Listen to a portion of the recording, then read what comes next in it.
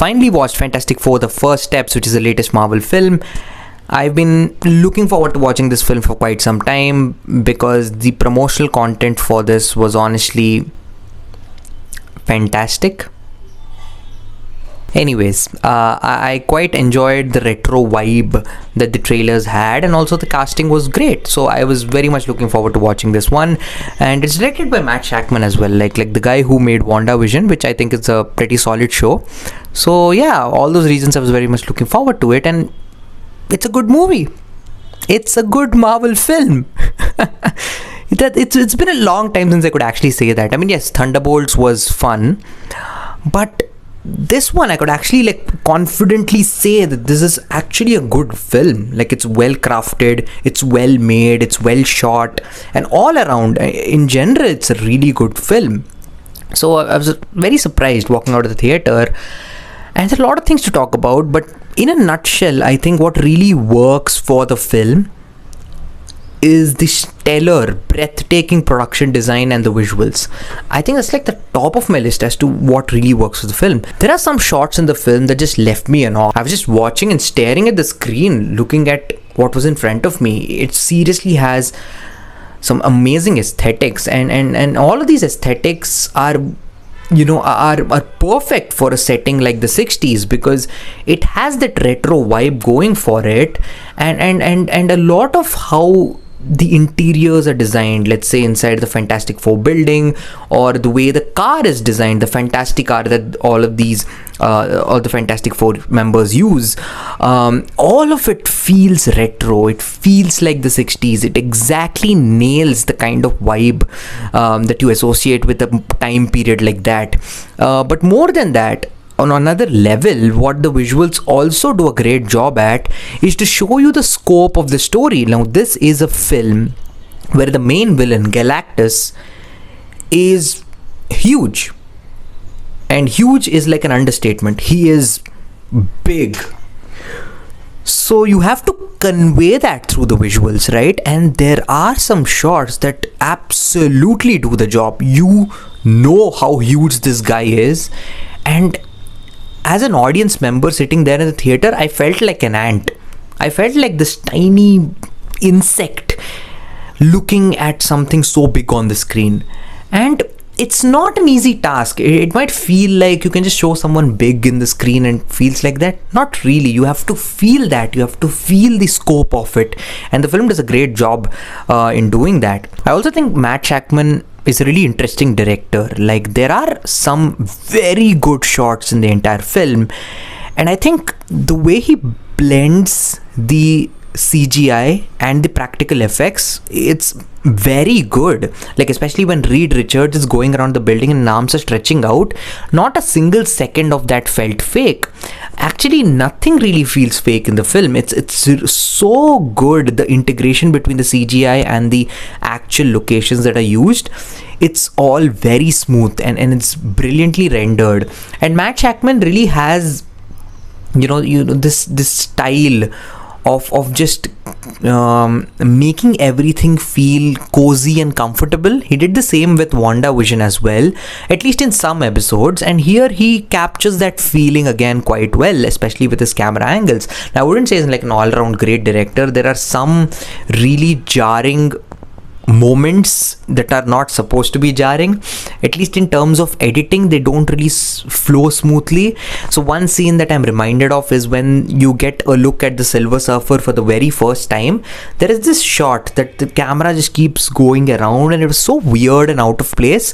Maybe I might be wrong, maybe it just didn't work for me, or on a rewatch that might look better, but it just felt jarring. And there are a couple of shots across the entire film that felt that way.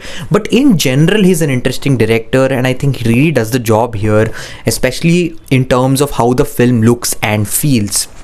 Now, putting that aside, let's talk about the characters for some time, because they're absolutely my favorite part of the film.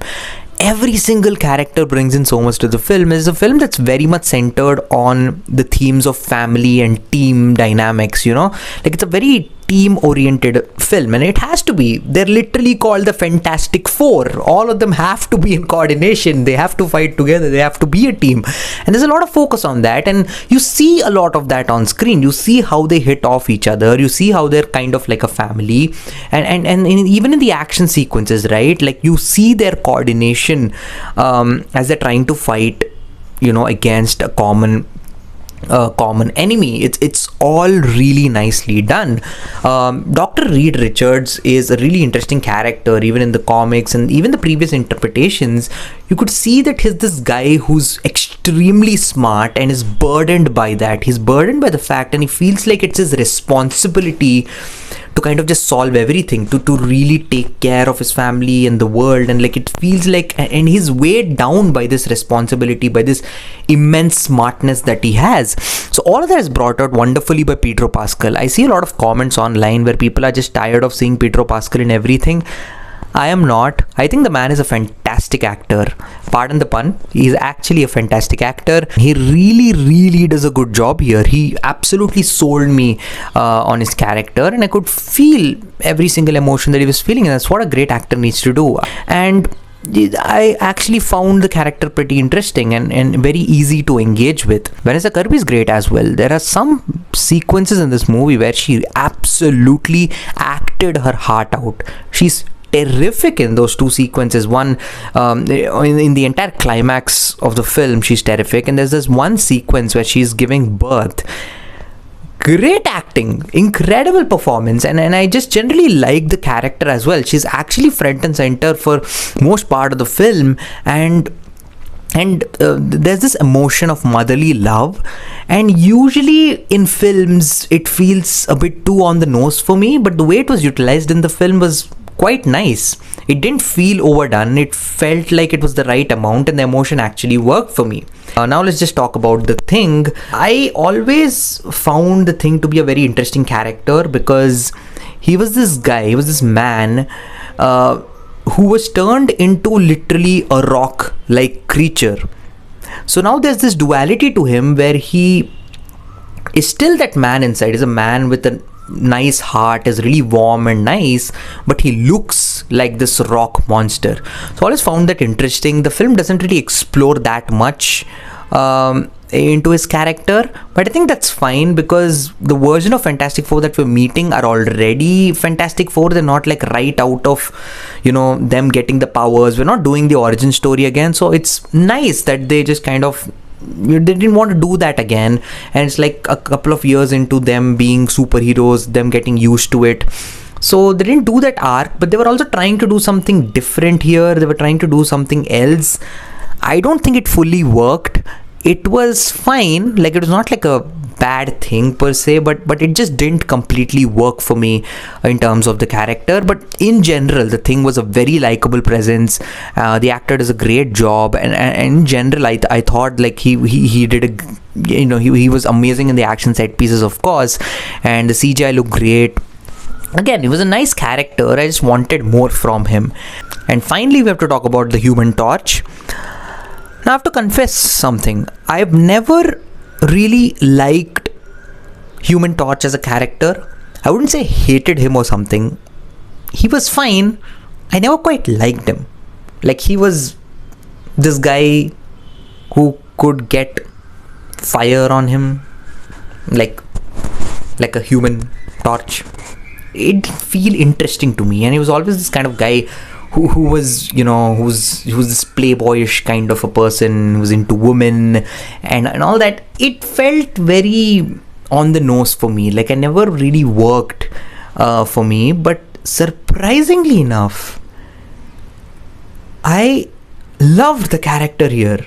I walked out of the theater thinking Human Torch was actually pretty good. I was interested in his character, and they do a really smart thing of keeping him involved in the main story in a way you wouldn't expect his character to be involved. I don't want to really spoil a lot of it, but yeah, the way they do that is really smart, and I really liked it. He has so much to add to the story, and then the thing about him liking women and all that, it's not overplayed. Like, it's just played the right amount for him to still be that character that Johnny is, but they also add a little another angle that I really enjoyed throughout. So again, all of the characters were solid, all of these actors do a great job, and I was actually surprised with the amount I cared for these characters in general. Like, they were very solid, and each of them had their own arc that they were going on, except for the Thing, but that was still fine. Like, I wanted more out of the Thing in general, but still, on an overall level, they do a great job in introducing us to the team dynamics as well. Now, obviously, we're talking about the characters. We have to talk about Galactus and Silver Surfer. Silver Surfer first. They got it right. Silver Surfer is great in the movie. She looks great. Julia Garner is really good in the role. And there is one sequence in the movie. It's a sequence that's set in space. So the entire team of heroes go to meet Galactus, and there is an action set piece involving Silver Surfer after that. It was incredible. That one scene is worth the price of admission. I am not even joking, no exaggeration. Just go watch this movie for that one scene. It put me on the edge of my seat. I was literally just shaking in my seat. Whatever was happening on screen, I was in sync with it. I was literally watching it like this. I was into the screen. It was so good. That entire sequence is absolutely phenomenal. It was a phenomenally shot sequence. It looked incredible on screen. The visuals were out of this world, quite literally, and the way they've just used science in that scene, like, this is a very science fiction-y film, you know what I mean? This film has more to do with Star Trek than it does with Marvel, and it leans into the science fiction elements very heavily. It really heavily leans into the science fiction elements, and I absolutely loved it. The way they kind of introduced that particular certain concepts into that scene, and the way they've crafted the entire chase, it is stellar. It is something you need to witness on the big screen. It was awesome. I can keep talking about it for hours altogether. It was that good, but you really need to see it. But again, Silver Surfer, really like the character. Great stuff. And finally, we need to talk about Galactus, the main villain of the film. I honestly thought it was going to be a big bore. Like, it was going to be a boring villain. He's like this big guy. He's not even like big. He's like a big guy. I'm like, what interest would I have in watching a villain who's just destroying everything? Like I don't know. It's just boring. But surprisingly enough, it was not bad.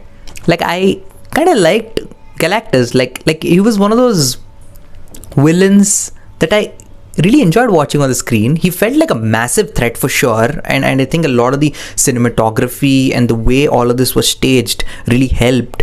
But he was good. Like, it was a good villain. Like, I actually felt interested in him beyond the fact that he was this magnanimous giant.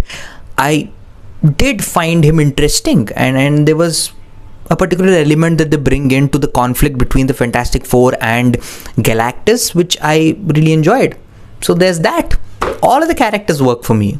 Let's move forward. The action set pieces are great. I've already talked about one involving Silver Surfer, which is mind-blowing, and there's also the final act, which I really liked. I've been seeing some criticisms against the final act. I don't understand. I think it's fun. It's a lot of fun. All of the team dynamics are in display there. Every single member of the group does something important in the fight. So I really dug it. I thought it was nice. It was well shot, and it did give me that sense of satisfaction toward the end, where I was like, yeah, I'm completely satisfied. I'm thoroughly just enjoyed watching that entire final act come together, and I don't really have a lot of problems. So beyond that, Michael Giacchino's score is brilliant stuff. He's always been an incredible composer, and he continues to be. This is absolutely an amazing score that is brought for this film. Really enjoyed the retro vibes, as I've already talked about. What else is there for me to say?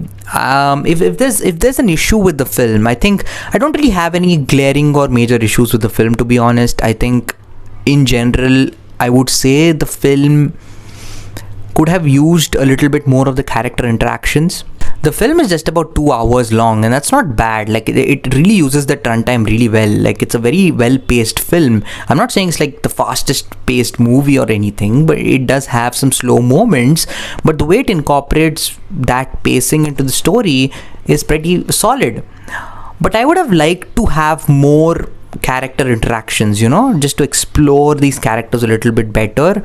That would have been really great. And I wanted a little bit more of some elements in this one. I really wanted a little bit more from the central conflict, maybe a little more from Galactus's side, his perspective. Also, there's this one thing that they do with Silver Surfer's backstory, which I felt was very half-baked, and it just felt like they threw it in the plot, to just make up the character, but it didn't really work for me as much. So I thought it could have been better integrated into the story.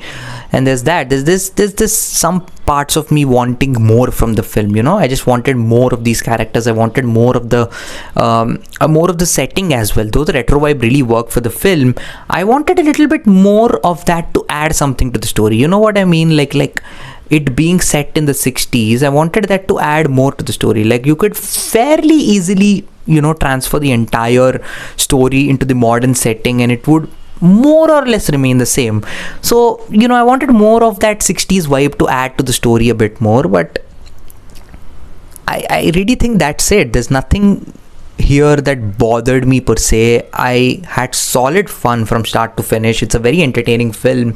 I really enjoyed all the characters. I loved their dynamics. I think this has incredible action set pieces. It's visually stunning and breathtaking at times. From the perspective of the visuals and aesthetics, this is easily the best looking Marvel film. I don't even have like a close competitor. Maybe Guardians Volume 3 is a close competitor that looked great. But for me, top one for sure. The way it looks, the way it feels, the aesthetics, the vibes, it got it really, really right. And I walked out a happy man. I don't really have much else to say. I was happy after the film. I really enjoyed myself. It's so surprising the degree to which I enjoyed myself watching the Fantastic Four: The First Steps. It's absolutely one of the best Marvel films we've gotten in a long time. If you want me to compare this to the other superhero films that have come out this year, I think this is my favorite. I think it's more of a personal taste. I really kind of enjoy sci-fi adventures a lot, and this was heavily a sci-fi adventure more than like a superhero film, so I think that really helped. And but I generally just kind of dug the kind of vibes that they were going for, the kind of a tone that they were going for. It really worked, and also didn't have those moments of Marvel humor where like all of a sudden you have a joke thrown in. I mean, there are jokes in here for sure, but it never undercuts the emotion. It never comes at a time where you're like, why is there a joke there? It's so weird. It's not one of those things. I liked it. The humor was on point. It was just exactly where it needed to be. It was not overdone at all. So yeah, really fun stuff. I very much enjoyed the Fantastic Four: The First Steps. It's a really great science fiction film and also a good superhero film for sure. Definitely check it out in the theaters. And also, before going, I need to talk about the credit sequences. The mid-credit sequence is absolutely incredible. Great stuff. It really gets you excited for the future. Though I'm still at that point where I'm not invested in the universe as a whole. I would love to see the more of the Fantastic Four rather than all of the team coming together, all of these heroes coming together again for the upcoming features, for Doomsday and for Secret Wars. I don't know, I'm not getting that feeling, but I'm excited for watching more of the Fantastic Four. Take that how you will, but I really enjoyed the mid-credit scene. And also stay for the end credits. It's a fun little scene. It's a fun little scene. There's nothing much to it. It's not like it adds something to story or anything. It's a fun little scene and I really enjoyed it. So yeah, definitely stay for those scenes. And yeah, I think that's about all I wanted to talk about the film. It was really entertaining, really worked for me. So there you go. Put down in the comments your thoughts about Fantastic Four: The First Step. Also tell me what is your favorite superhero film of the year. Yeah, comment that down below. Thank you very much for watching. Yeah, stay tuned for the channel for more such content. Thanks again, and I'll see you again.